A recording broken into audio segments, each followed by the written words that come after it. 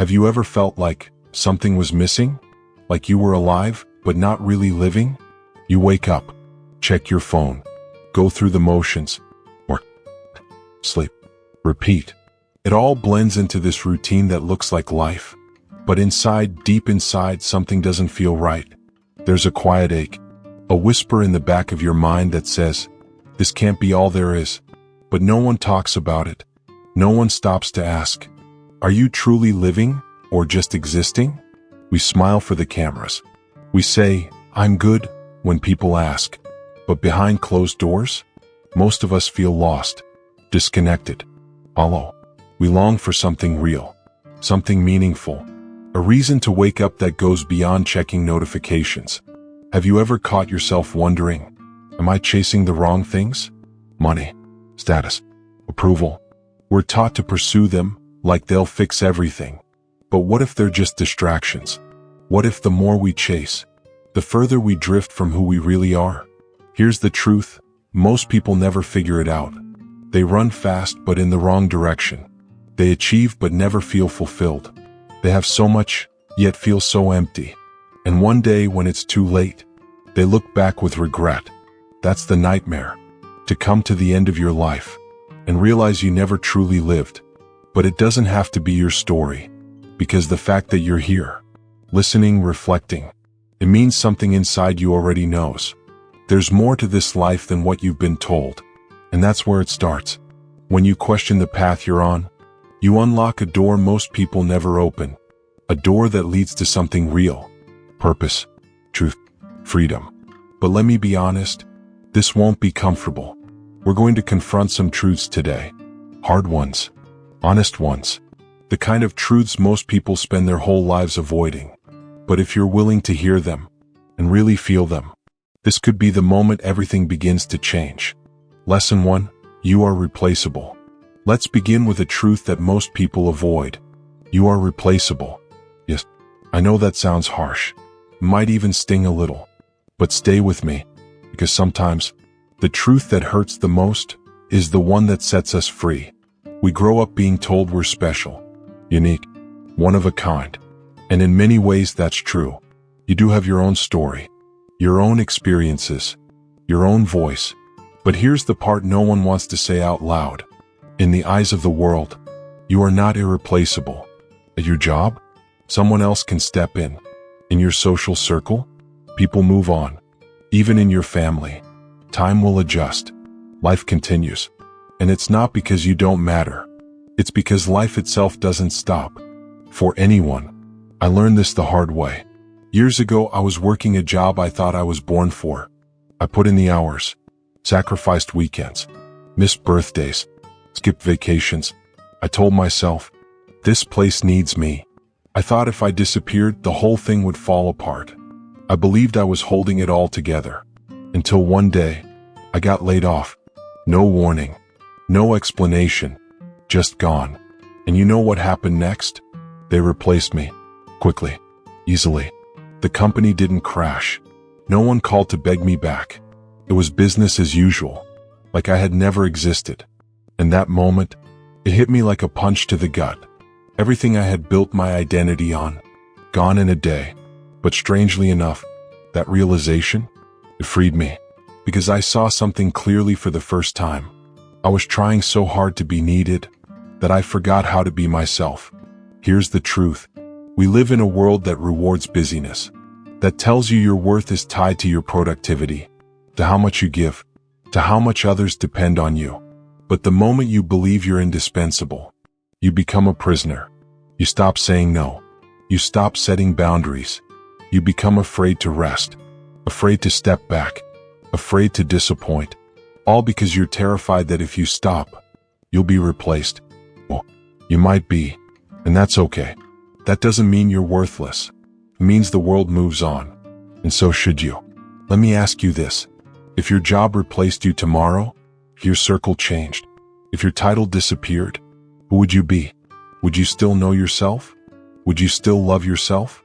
Would you still feel like your life had meaning? Because if your identity is tied to being needed, then you've built your house on sand. The Stoics understood this. They taught that nothing external, No role, no job, no relationship defines your worth. What defines you is your character, your values, your ability to live in alignment with what you believe.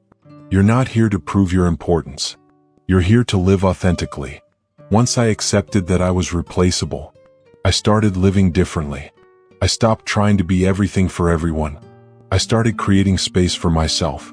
I made time for rest, for creativity, for meaning. And guess what? The world didn't fall apart, but my world started to come together. Being replaceable isn't a curse. It's a reminder that life is bigger than your role, that your purpose isn't about keeping things together. It's about becoming whole.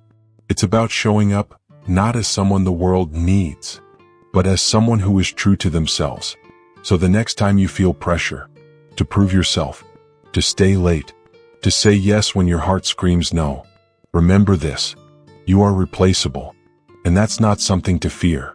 It's something to embrace, because it means you're free. Free to choose yourself. Free to walk away. Free to rebuild. You are not a cog in someone else's machine. You are a human being with your own life to live. And when you finally stop trying to be irreplaceable to everyone else, you become invaluable to yourself. That is where your power begins. Lesson 2. Comfort is the enemy of growth. Let's talk about comfort. We love it, don't we? A soft bed, a predictable routine, a steady paycheck, the warm blanket of familiarity. Comfort feels good, safe, reassuring. But here's the truth that most people never want to hear. Comfort is the enemy of growth. Yeah, I said it. That cozy, safe space you've built around your life? It might be the very thing that's holding you back. We're taught to chase comfort. We work hard for it, plan for it, build our lives around it. But comfort over time becomes a trap, a velvet prison. It looks harmless, inviting even, but it slowly kills your drive, your hunger, your edge. You stop asking questions. You stop taking risks. You stop growing. And without growth, what's left? Existing, not living. I remember a phase in my life where everything was comfortable.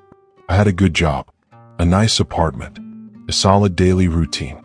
From the outside, it looked like I had it all together. But on the inside, I was stagnating. No challenge, no fire, no evolution. I wasn't growing. I wasn't stretching. I wasn't changing. I was surviving, but I wasn't alive. One day, I sat in my apartment and asked myself a question I had been avoiding for years. When was the last time I did something that scared me? And the answer? I couldn't even remember. That scared me more than anything else. So I made a decision. I quit my job, sold most of my things, moved to a new city with no safety net. It was uncomfortable. It was messy. It was uncertain. But it was the best thing I've ever done, because discomfort woke me up. It shook me out of my autopilot life. I had to learn how to adapt, how to create, how to trust myself again. Every fear I faced, every challenge I pushed through, made me stronger, not just on the outside, but on the inside. I discovered resilience I didn't know I had. I found a deeper connection to who I really was. Discomfort became my teacher, my mirror, my guide. The Stoics understood this deeply. They trained themselves to live with less, to choose discomfort on purpose, not because they liked suffering, but because they knew that growth doesn't come from pleasure. It comes from pressure. It comes from resistance, from choosing the harder path when everyone else chooses ease. See, growth only happens when you're tested, when you're stretched, when you face something that scares you and you move forward anyway. Think about a time in your life when you truly changed. Was it when everything was easy? Was it when life was smooth and comfortable? No, it was during heartbreak, during failure, during transition. The most painful moments were the ones that shaped you. And yet, we still run from discomfort. We avoid it like the plague. We stay in jobs that drain us, relationships that limit us, routines that numb us, all because they're comfortable. But here's what I've learned. Comfort never leads to greatness. It never leads to self-discovery. It never leads to a meaningful life. Discomfort does. So here's the hard truth. If your life feels easy right now, If every day feels the same, you haven't felt scared or challenged in a while, you're probably stuck. Not because you're lazy, but because comfort has seduced you into settling. And settling is the silent killer of dreams. Now, I'm not saying you should live in constant chaos, but you should seek out the edge of your limits. You should challenge yourself, take the risk, have the hard conversation, try something that makes your hands shake, because that's where growth lives. That's where confidence is built. That's where your life starts to feel real again. The Stoics had a saying, "We suffer more in imagination than in reality." What that means is, most of the fear we feel around discomfort is just that, fear. Not danger, not death, just discomfort. And if you can learn to sit with that, to breathe through that, to keep moving even when it feels hard, you'll discover something powerful. You're capable of more than you ever imagined. So the next time you feel yourself getting too comfortable, too numb, too safe, ask yourself, is this comfort helping me, or is it holding me hostage? Because the truth is, your comfort zone might feel like home, but nothing grows there. Step out, lean in, get uncomfortable. That's where the real magic happens. That's where you happen. Lesson 3, the future is a trap. Let's be real. How much of your life do you spend thinking about the future, worrying about what's next, planning, preparing, projecting? And yet, no matter how much you plan, no matter how far ahead you try to see, the future never really arrives, does it? It's always a little out of reach, a little further down the road. Like chasing the horizon. You run toward it and it keeps moving. Here's the uncomfortable truth. The future is a trap. Yeah, I said it. It's one of the most seductive, toxic illusions we've ever bought into. From the time we're kids, we're told to think ahead, plan ahead, worry ahead, save for the future, build your future, don't mess up your future. And we fall for it. We live for the future. But here's what no one tells you. The future doesn't exist. It's just a story your mind is telling, a projection, a concept, not a place you can live in. Not something you can touch, not something you can control. It's an idea. And like any idea, it can become a prison. I used to be obsessed with my future. I had it all mapped out. The career milestones, the financial goals, the house, the family, the retirement timeline. And I told myself, once I get there, then I'll be happy. I kept pushing through the present, just to get to some imaginary future version of peace. But here's what happened. Every time I hit a goal, there was another one waiting. Every time I arrived, it still felt like I hadn't arrived at all. And the worst part? While I was staring at the road ahead, I was missing everything right in front of me.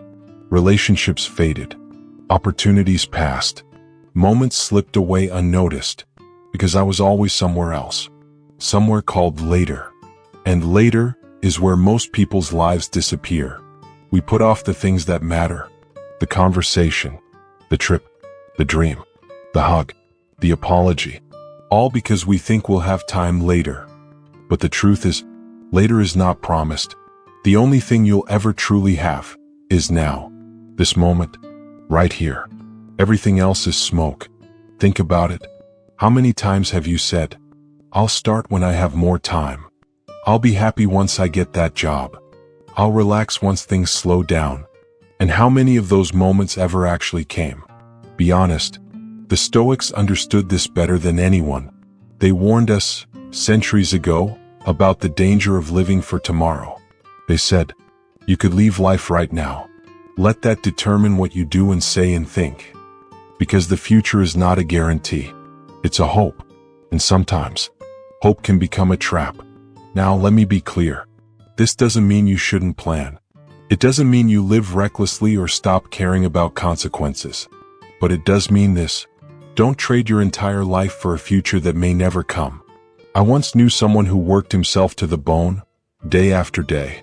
He missed birthdays, missed time with his kids, missed the small joys that make life feel full. And every time I asked why, he said, I'm building a future. But what he didn't realize was that while he was building tomorrow, he was burning today. When he finally made it, he was older, tired, disconnected from the people he loved. The money was there, but the time was gone. He had traded the real for the imagined. That's the trap. And many of us are walking straight into it. So how do you break free? By coming back to now. This moment, this breath, this heartbeat.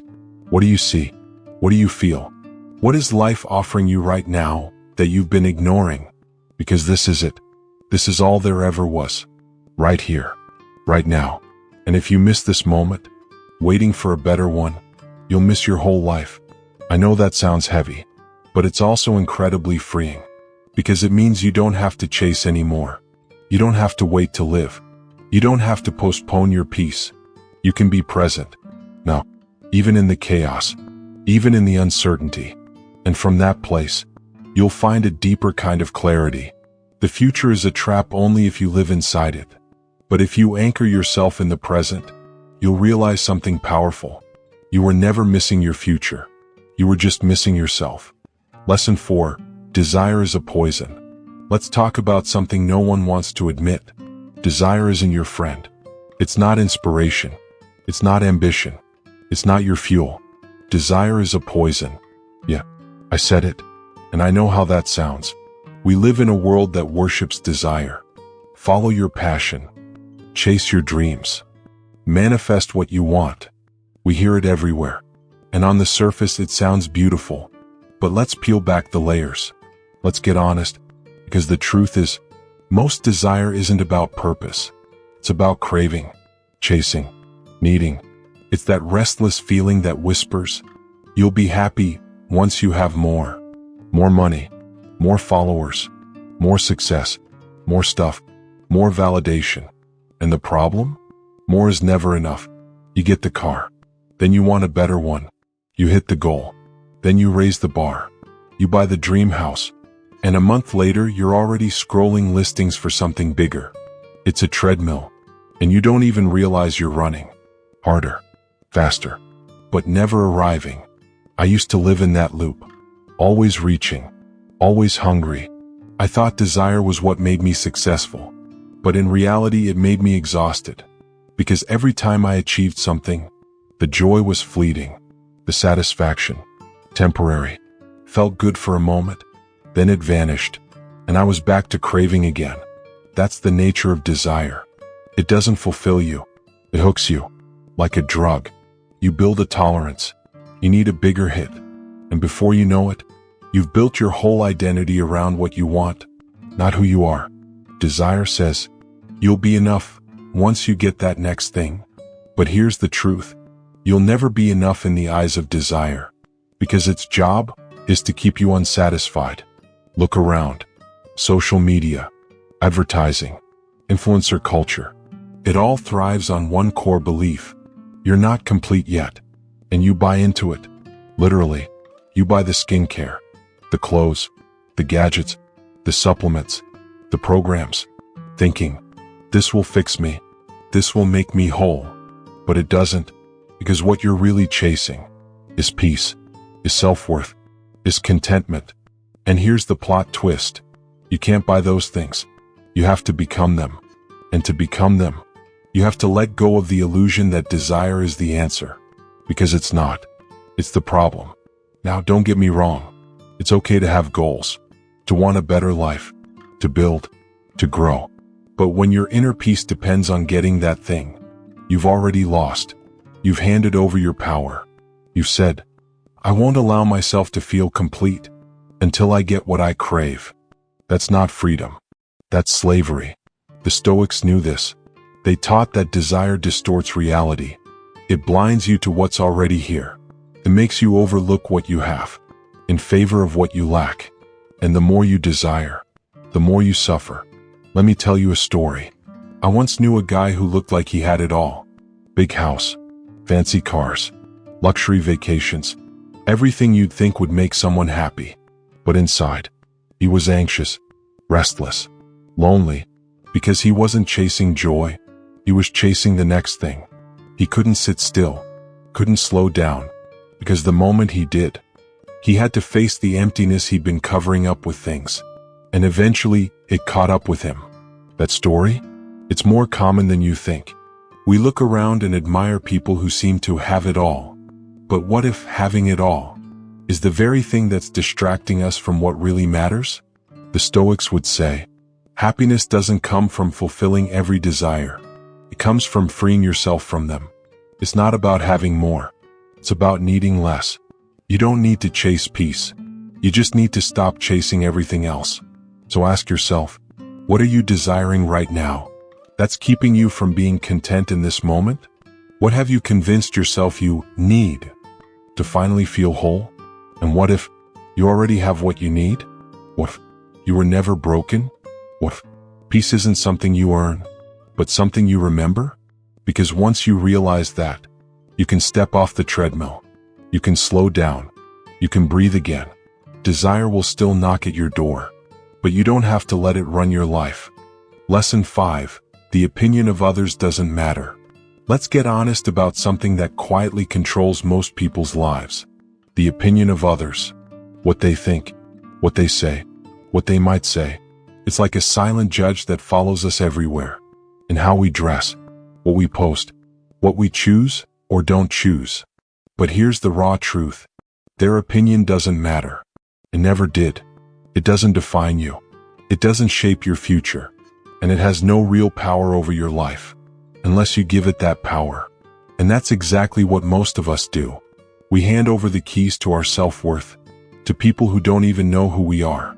We live inside their expectations. We shrink ourselves to fit their standards. We say yes when we want to scream no. We stay quiet when our heart is begging us to speak. Why? Because we want to be liked, accepted, approved of. And the cost? Ourselves. I know this because I lived it. For years I was a people pleaser. I said what others wanted to hear, did what made them comfortable, became who they expected me to be. And little by little, I disappeared. I wore 100 masks, played 100 roles, but I didn't recognize the person behind any of them. And the worst part? Even when I got their approval, it never felt like enough. Because no amount of external validation can fix the emptiness that comes from abandoning yourself. I remember a moment, clear as day. Someone offered me an opportunity that lit me up. It was risky. It was different. It felt true. But I turned it down. Why? Because I was afraid of what people would think. What if they think I'm crazy? What if they laugh at me? What if I fail in public? That fear kept me stuck, and I missed something that could have changed my life. All because I gave strangers a vote in a life they weren't living. Let me ask you something. How many dreams have you killed because you were afraid of how it would look? How many times have you edited yourself, silenced yourself, denied yourself because of what someone might say? The Stoics had a word for this kind of fear: slavery. Because when you care more about being accepted than being authentic, you're not free. They taught that true freedom comes from within, from detaching your sense of self from what others think of you. Because here's the truth. People will always have opinions. No matter what you do. You stay quiet, they'll say you're weak. You speak your mind, they'll say you're too much. You follow the rules, they'll call you boring. You break the mold, they'll call you reckless. You can't win that game. So stop playing it. Start living for the only opinion that truly matters. Your own. Because at the end of the day, you're the one who has to live with your choices, with your regrets, with your truth. Not them. Not the internet. Not your critics. Not the people who barely know you, but think they get to define you. You do. You get to define you. So here's a radical idea. What if you stopped asking for permission to be yourself? What if you trusted your gut more than their opinions? What if you let your heart guide you, even if it made others uncomfortable? You'd lose some people, yeah, but you'd find yourself. And that's a trade worth making. I'm not saying it's easy. It's not.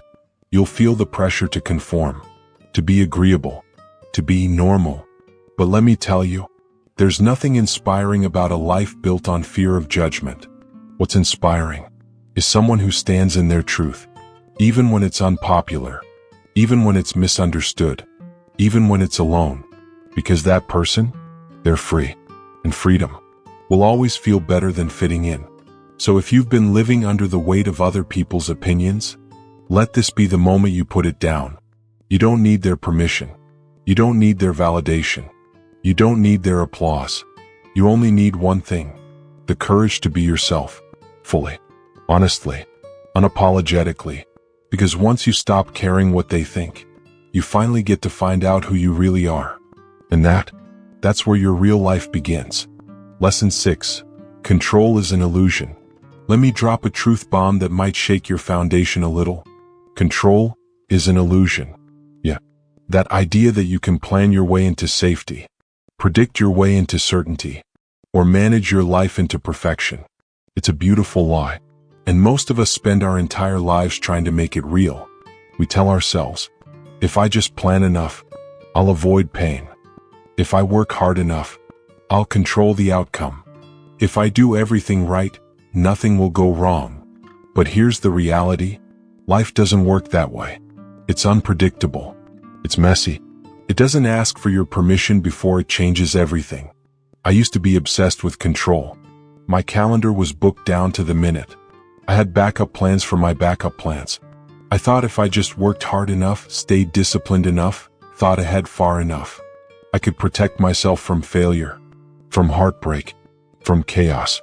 But life had other plans.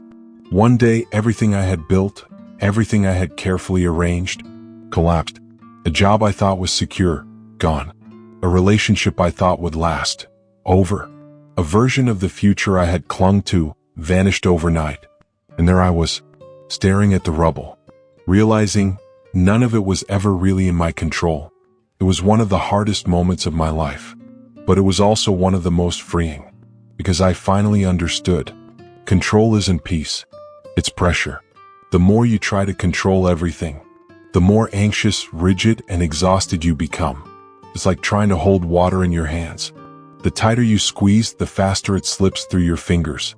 And yet we keep doing it. We try to control our careers, our health, our emotions, our relationships, other people, even the future. But here's the uncomfortable truth. You're not in control of most things. You can't control other people's actions. You can't control the economy.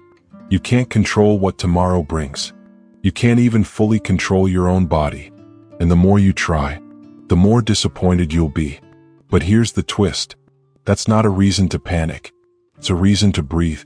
Because once you stop trying to control everything, you can finally start to live. You stop fighting reality. You start flowing with it. You let go of what you can't control and take responsibility for what you can. And that's the key.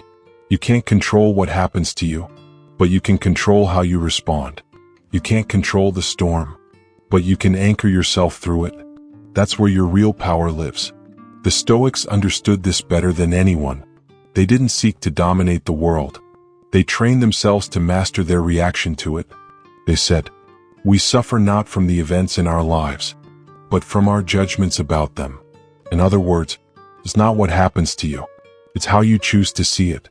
So here's a question I want you to sit with. What are you trying to control right now that's actually controlling you? What are you gripping so tightly that it's keeping you from growing? Maybe it's a career path, a relationship, a certain version of yourself. Maybe it's a timeline you're clinging to. I should be here by now. I should have this by now. But says who? Where did that rule come from? Chances are, you made it up, or you borrowed it from someone else. And now you're trying to force your life to fit inside it. But life isn't a machine. It's a river. And rivers don't obey plans. They twist. They bend. They overflow. Sometimes they take you places you never expected. And sometimes, that's exactly where you needed to go. So what happens when you stop fighting the flow? When you stop demanding certainty and start embracing what is? You become lighter, more present, more alive. You trade control for clarity, rigidity for resilience, fear for trust. You stop trying to manage life like a spreadsheet, and you start experiencing it like a human, messy, uncertain, beautiful. So the next time things don't go your way, don't ask, "Why is this happening to me?" Ask, "What is this teaching me?" Because life isn't here to be controlled. It's here to be lived. And the sooner you surrender to that truth, the sooner you'll find a peace that control could never offer you. Lesson 7. Relationships are impermanent. This one's going to sting a little, but it might also set you free. Relationships are impermanent. Every single one of them. Friendships, romantic love, family bonds, even the people you think will be there forever. Nothing is guaranteed to last. We don't like to hear that, because we grow up on fairy tales. We're told that real love lasts forever, that best friends never leave, that family is everything. But the truth? People change, and so do circumstances, so do priorities, so does time. And that means the nature of our relationships changes too. You might have someone in your life right now, someone you can't imagine living without. But fast forward 5 years, you could be strangers, not out of hate, not because of some big fight, but simply because life moved on. You both grew in different directions, and that's not a tragedy. It's just reality. I've had people in my life I thought would be permanent, friends I trusted with everything, partners I saw a future with, even family members I thought would never drift. But they did. Sometimes they left. Sometimes I did. Sometimes no one did anything wrong. The connection just faded, like a song that ended without warning. And for a long time I fought that. I blamed myself. I tried to fix it. I held on, long after the bond had expired. But you know what I've learned? Not every relationship is meant to last. Some people are here for a season, to teach you, to challenge you, to awaken you, to love you just long enough to leave a mark. And then they go. And if you try to force permanence, if you cling to what was, you miss what is. The Stoics understood this well. They believed that everything in life is borrowed. Nothing is truly yours. Not your possessions, not your time, and not the people in your life. You get to experience them, but you don't get to keep them. That's hard to accept. But once you do, you stop taking people for granted. You stop assuming there's always more time, more conversations, more chances. You start being present with the ones who are still here. You listen deeper. You forgive faster. You love harder. Because you know, it could all end tomorrow. And that makes today sacred. Let me share something personal. There was a friend I grew up with. We did everything together. Sleepovers, late night talks. We even had plans to start a business together. And then, life happened. I moved to a new city. He stayed behind. Calls became texts. Texts became silence. One day I realized we hadn't spoken in over a year. No drama. No betrayal. Just distance. It hurt. But it also taught me something. The value of a relationship isn't measured by how long it lasts. It's measured by the meaning it brings while it does last. And some relationships are complete long before they're over. You feel it? The conversation goes shallow. The energy fades. The bond loosens. But out of fear you hold on. You try to force closeness, force connection, force what used to be. But the more you force, the more it breaks. So what if, instead of clinging, we learn to release with grace? What if we could say, thank you for the time we shared. Thank you for who you were to me. And it's okay that we're not that anymore. That's not cold. That's wisdom. That's love without possession. And that might be the highest form of love there is. So if you're struggling right now, holding on to someone who's already gone in spirit, take a breath. Let it go. Mourn it, yes. Feel the loss.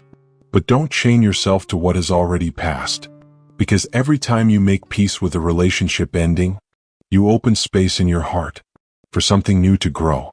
New people, new connections, new lessons. So here's what I want you to remember. Nothing lasts forever. Not even the best connections. Not even the deepest love. But that doesn't make them less real, or less meaningful, or less beautiful. Just means they're part of your story, not the whole book. And if you can honor people while they're here, and release them when they're meant to go, you'll carry less pain and more peace. That is how we love in alignment with reality. That is how we let people come and go, without losing ourselves in the process. Lesson 8. Death is your best friend. I know what you're thinking. Death, my best friend? That sounds dark. maybe even disturbing. But stay with me, because once you understand this, everything changes. We spend our lives avoiding the topic of death. We treat it like a shadow in the corner of the room, always there but never acknowledged. We act like we'll live forever. We make plans like we have unlimited time. We delay the things that matter. We waste days, months, even years on things that don't. But here's the truth. Death isn't the enemy. It's the most honest teacher you'll ever have. It strips away all the noise, all the ego, all the illusion. It asks one simple question. If your time ended today, would you be proud of how you lived? Not someday. Not later. Not after you finish that to-do list. Today. If your story ended right now, would it be complete? That question changed my life. A few years ago, I had a close call. A moment where everything could have ended. And as I lay there, not knowing if I'd wake up again, I didn't think about money, or success, or status, or what people thought of me. I thought about love, about moments, about all the time I had wasted being afraid, being distracted, being too busy to live. And in that moment, death became my teacher, because it showed me something no one else ever had. Life is precious, because it ends, and that's not something to fear, it's something to honor. See, we fear death, because we don't understand it. But death isn't a punishment, it's a reminder that every second counts. That time is the one thing you can never get back. That your life isn't a rehearsal, it's now. And once you stop running from death, you start living. The Stoics understood this better than anyone. They practiced something called memento mori. Remember you will die.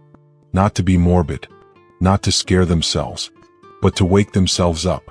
They believed that remembering your death was the key to living with urgency, clarity, and purpose. Because when you remember that you're going to die, you stop caring about things that don't matter. You stop holding grudges. You stop chasing approval. You stop putting off your dreams. You start speaking your truth. You start loving fully. You start living like every moment matters. Because it does. Here's the thing. We all think we have time. Time to fix things. Time to forgive. Time to become who we want to be. But no one ever knows how much time they have. Tomorrow is not promised. Next year is not guaranteed. There's no clock that tells you when your story ends. So what are you waiting for? That apology? That trip? That risk? That conversation you keep putting off? Death is not here to take your joy. It's here to give it urgency. To remind you, you don't get forever. So make this count. I lost someone close to me not long ago. It was sudden, unexpected, and in the silence that followed, I realized how many small moments I had taken for granted. How many times I could have said, I love you. How many hugs I rushed. How many conversations I cut short thinking I'd catch them later. But sometimes later doesn't come. And that realization, it broke me open, but it also made me softer, more present, more grateful. Now I treat every goodbye like it could be the last, not out of fear, but out of reverence, because I know how fragile it all is. And in that fragility is something sacred. So let me ask you, what would change if you lived with death beside you? Not as an enemy, but as a quiet companion, a reminder to be here, to mean it, to feel everything fully. Would you forgive faster? Would you love deeper? Would you finally chase that dream you keep shelving? Because here's the truth most people run from. You're dying. We all are. Every day is a step closer to the end. And the goal isn't to avoid that. The goal is to make it count. So don't waste another second. Don't wait until it's too late. Say what needs to be said. Do what you came here to do. Be who you really are. Because death is coming. And that's exactly why life is so beautiful. So now you've heard them all. 8 truths. 8 uncomfortable, unfiltered, unpolished lessons that most people spend their whole lives trying to avoid. But here's the thing. Avoiding the truth doesn't protect you. It only delays the pain. It numbs you, keeps you asleep. And maybe you've been asleep for a while, going through the motions, checking the boxes, doing what you're supposed to do, but still feeling empty, disconnected, like something's missing. Maybe deep down, you've always known that this version of life, the safe one, the scripted one, the comfortable one, it isn't living. And now you can't unhear what you've just heard, because these lessons, they aren't just ideas. They're mirrors. They reflect what you've been running from. You are replaceable. Comfort is a trap. The future is a lie. Desire is poison. People's opinions don't matter. Control is an illusion. Relationships are temporary. And death is closer than you think. But these aren't meant to scare you. They're meant to wake you up. Because the truth might hurt, but it also heals. It gives you clarity. It gives you urgency. It gives you freedom. Freedom to stop chasing. Freedom to start living. Freedom to come home to yourself. So now the question is, what are you going to do with this truth? You could ignore it. Close this video. Go back to your routine. Pretend you didn't feel something shift inside you. You could let this be the moment everything changes. The moment you stop living for approval, for someday, for enough. And you start living for real. The moment you stop sleepwalking and start choosing. So take a breath. Feel what you feel. And then do something with it. Have the conversation. Take the risk. Let go of what's no longer true. Say yes to what sets your soul on fire. Because life is not a rehearsal. This is it. Right now. Right here. So live like it. If this message spoke to something deep inside you, don't keep it to yourself. Share it with someone who needs to wake up too. And if you want more messages like this, more truth, more fire, more freedom, subscribe, tap the bell, and stay connected. Not just to this channel, but to the truth you just remembered. You were never meant to just exist. You were meant to live fully, bravely. Now,